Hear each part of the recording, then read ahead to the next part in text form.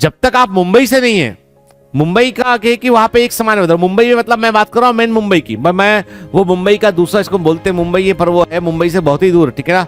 वहां तो वो अपने जैसे ही सब, ठीक है। मेन जो समुद्र के किनारे वाला जो हिस्सा है, मेन आइलैंड जो है, वहां पे टेम्परेचर एक समान रहता है, ठीक, एक समान। ठंडी पड़ेगी तो बहुत हल्की पड़ेगी, ठीक है, गर्मी पड़ेगी तो जो है वो हल्की सी होगी, आप नमी रहेगी, ह्यूमिडिटी रहेगी, लेकिन एक समान रहेगा साल भर। भोपाल में गर्मी पड़ेगी मतलब तो ऐसी पड़ेगी मतलब कि यहीं पड़ रही सबके, और ठंडी पड़ेगी तो पता लगेगा कि मतलब कि आदमी कब गया अंदर तक, ठीक है। सब कुछ एक्सट्रीम पे, और वो पूरे यूपी बिहार हर जगह वही है, ठीक है।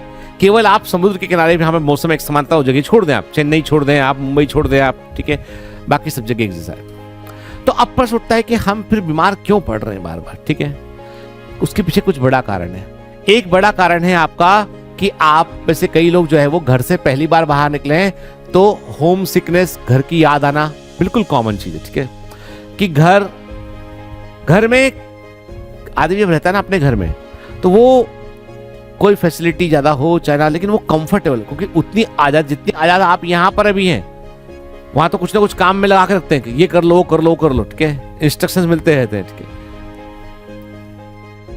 मैं कह रहा हूं आपसे कि सिर्फ घर आपका होता है, आपका कमरा, आप उसमें बहुत कंफर्टेबल फील करते हैं। होम सिकनेस हो गया आपको, ठीक है। फूड का चेंज है, अब फूड का चेंज ऐसा होता है कि बस मन में आ गई बात ये कि अच्छा नहीं है, ठीक है। मैं भूल रहा हूं, कोई एक बच्चे को तो यही शिकायत थी कि मैं खाना बना के खा के 12 बजे तक खाना बन पाता है तो उसके बाद ही आ पाऊंगी सर कोचिंग, उसके पहले नहीं आ पाऊंगी। मैं बोला खाना खाने आई थी, मेरा क्वेश्चन था कि तुम क्या खाने मतलब क्यों घर से बाहर निकली भाई। प्रॉब्लम ये नहीं, मैं कह रहा हूं सच ये है कि आप परेशान हैं, ठीक है। फिर उसके बाद इतना सब हो रहा है, फिर नंबर भी नहीं आ रहे टेस्ट में, ठीक है। दूसरे पढ़ रहे हैं, अपने को पता नहीं क्यों ऐसा लग रहा है कि नहीं हो पा रहा, तो उसका दबाव जो है वो ब्रेन पे है, दिमाग पे।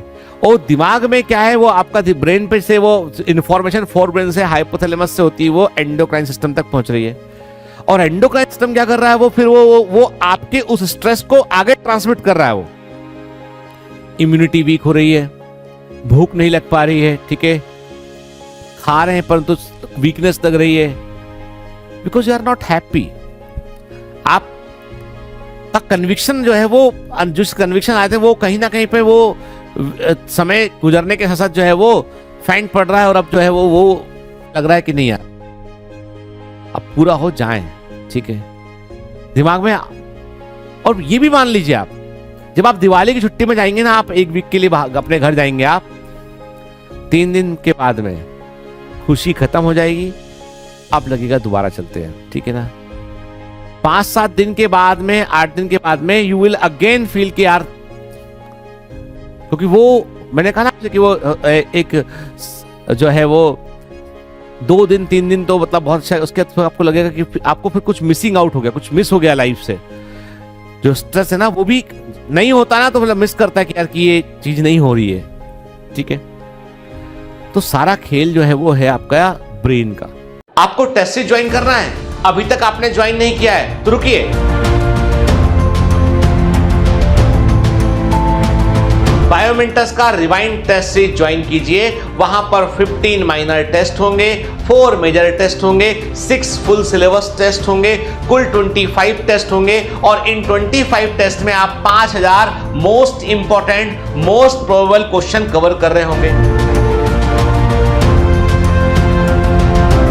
टेस्ट सीरीज बहुत इंपॉर्टेंट है, क्योंकि इसके थ्रू आप ये पता लगा सकते हैं कि कौन से एरिया आपका वीक है, किस तरह के क्वेश्चन को आपको प्रैक्टिस करना है, किन किन हिस्सों पर अधिक आपको ध्यान देना है।